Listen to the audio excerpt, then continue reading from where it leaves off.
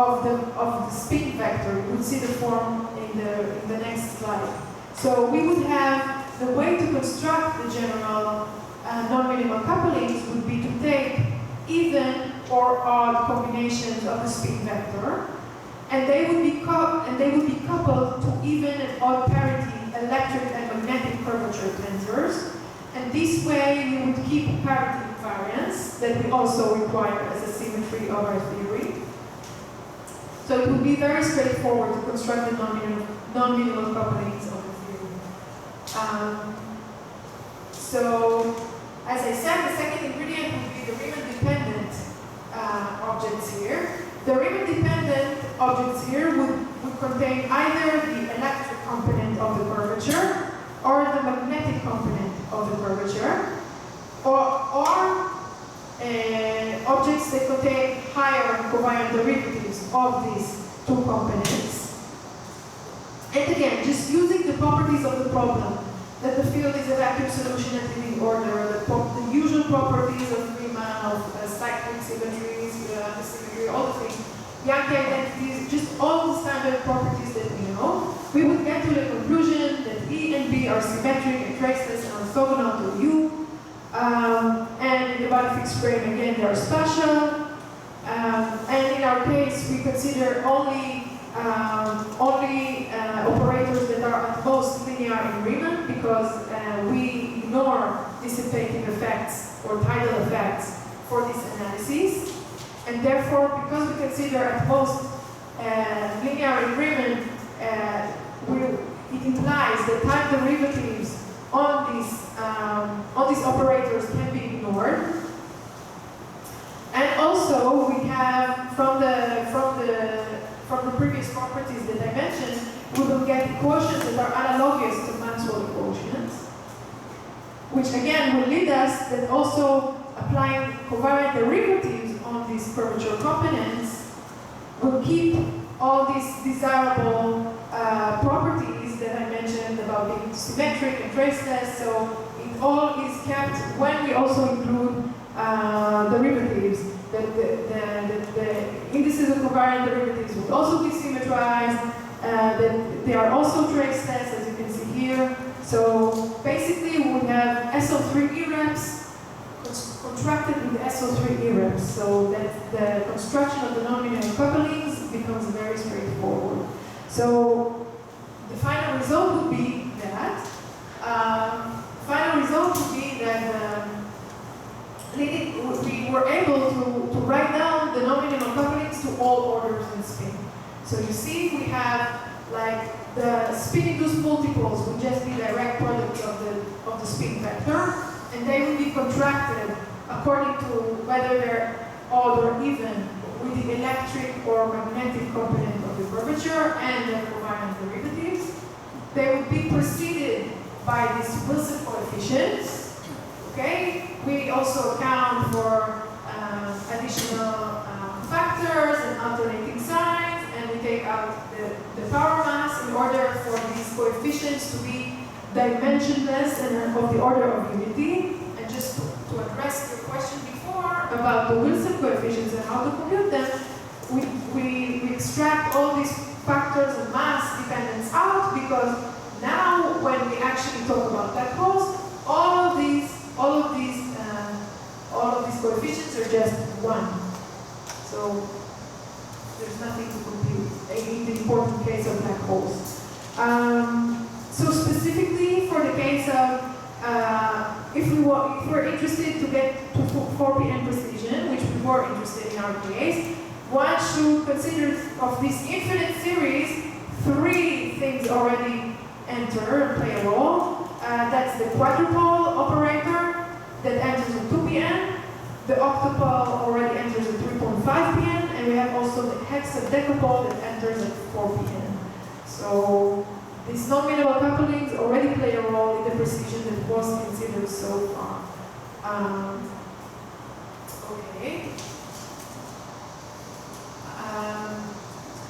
Here I will be even sketchier. In general, I was trying to stress the point that the particle of music freedom should be disentangled from the field degrees of freedom, and that is in order for us to be able to integrate out the field degrees of freedom. The worldline tetrad, the tetrad that we start from, it contains both the rotational and the field degrees of freedom. You can see that we will write it this way.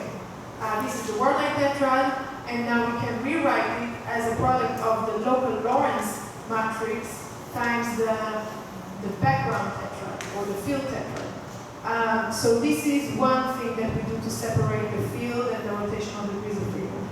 Then we can also see that the minimal coupling, the one minimal coupling term can also be rewritten as something which represents the rotation around the locally flat space-time, and an addition that represents the coupling to the gravitational field, which is given in terms of Ricci rotation coefficients. So now the new variables that we will have are the angular velocity around the locally flat frame, which is given in terms, as I said, of the local Lorentz matrices and the conjugate local spin. And in order to separate the field from particle worldline degrees of freedom, it's still not complete. We have to fix the gauge of the rotational variables, and only then the field dependence will be separated from the particle dependence. So field will be completely disentangled from worldline degrees of freedom only once the gauge for the rotational variables is fixed. In general, as I said, we did this exercise before, and we got to some kind of a generic gauge for the choice of the rotational variables. We have some choice for what is the time-like component of the time-like Lorentz matrix, and what is and how do we fix the spin variable. And in general, just to give you some general knowledge, the most talked about or the most relevant gauges that people have in mind are the covariant gauge, the canonical, what we call the canonical gauge, it corresponds to this, and what corresponds to a NOMAS dipole gauge. And that corresponds, again, to the deeper thing that we discussed yesterday about the fact that once we move from Newtonian physics to relativistic physics, there is no longer a unique notion of a center of mass. They actually split to three different things which correspond to these three gauges that people talk about but still not completely make sense of them. In our work, we will choose eventually to specify the canonical gauge because it would be just more convenient.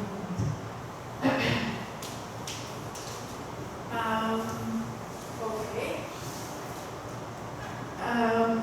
Another ingredient which is technical, actually, more technical, let's say, that comes into our computation is the following observation, is that when we're doing non-relativistic physics, basically the idea, when we have Newtonian physics in mind, is in Newtonian physics, the gravitational interaction is instantaneous, right? It doesn't take time, right? It's immediately propagated all over the place, and if you write a propagator to first order, it could be just a delta function in time. So the useful idea that comes out of it is to think about the time dimension as a compact dimension versus all the other spatial directions, all the space directions. And that indeed turns to be very useful. So the Kaluza line reduction, which is usually known in the context of string theory, where we say that we have some compact direction and others which are not, here we apply it for the time direction to be the compact one. And this is just a parameterization, it's not a choice of gauge or something. It's just another way to parameterize the gravitational field. So we just apply this Kaluza time reduction on the field, and it turns out to be a very useful parameterization. It turns out that it just, in terms of post-Newtonian gravity, that when one does post-Newtonian non-relativistic computation, the computations just simplify. So that's a technical beneficial thing that we noted. And just corresponding also to this parameterization of the field, we also have some freedom in the choice of the field tetrad. And so we make a choice, we make the Schwinger's time gauge choice for the field tetrad, and we use it with the energy field, with the parameter, with this Kaluza-Klein parameterization for the field. So we also use this gauge, this specific gauge and parameterization for the tetrad to make our life easier. Okay. Another thing just to note as a result of all this formulation is that eventually the equations of motion that we get from the final action are just straightforward to derive. Whereas in other formulations it was not so clear how to derive the equations of motion of spin, and does it hold, to which level, to which order, whatever.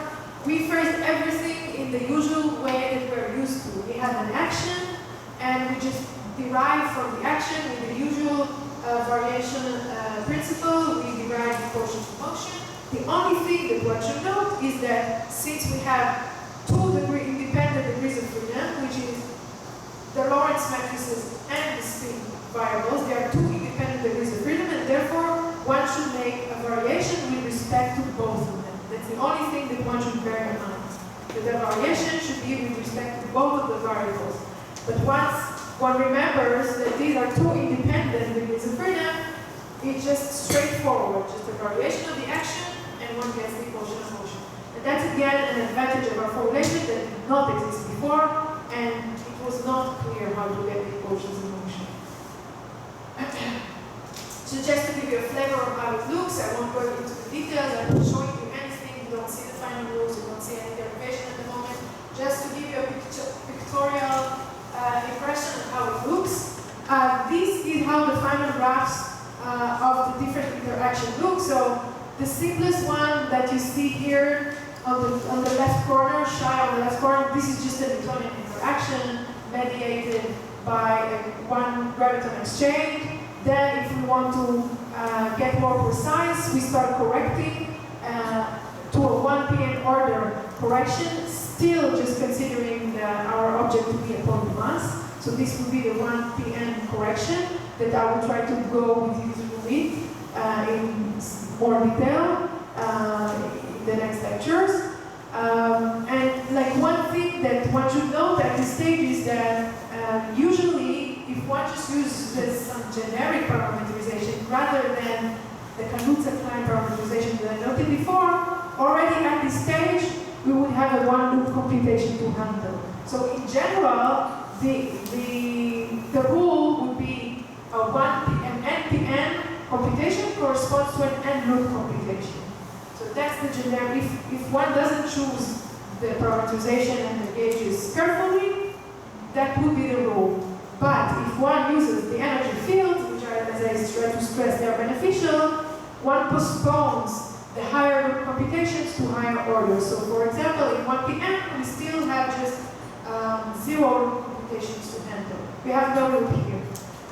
So that's like something to bear in mind, because it goes through the higher orders, all this simplification. That's very important. When you have, instead of 1 diagram or 5 diagrams, you have 100 diagrams or 200, it becomes important. Now also an impression of how the leading order Feynman diagrams with spin look like. So this is the leading order spin interaction.